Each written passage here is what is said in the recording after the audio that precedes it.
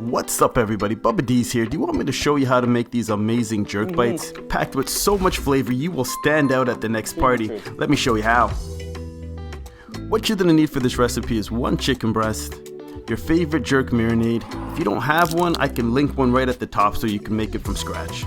Then go ahead and coat your chicken completely with your marinade. You wanna go ahead and put this in a sealable container. I'm using zip top. Great product, environmentally friendly, but hey, use what you got. Go ahead and put it in the fridge for a few hours, at best 24. Take out your Instapot. Why dirty your pots when you can use the Instapot? I'm using the 3-quart. What you're gonna need for this is some biscuit mix, some olive oil, a baking pan, and some mozzarella cheese, along with your jerk chicken. Go ahead and put your jerk chicken directly in after marinating for 24 hours. Add half a cup of water.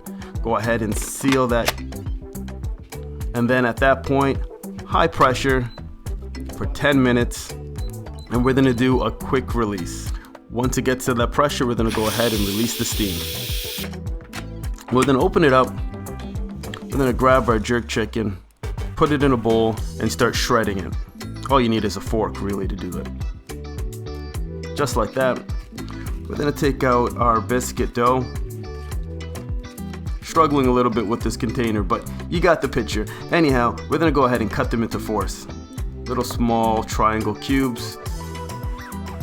Put them in our bowl.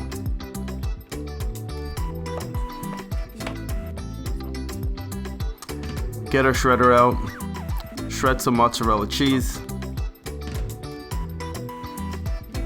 Now we're gonna go ahead and grease our pan. I'm using just some butter. You can use whatever you got, pretty much. Set our oven for 400 degrees. And then let's start coating the dough with some olive oil. Give it a little mix.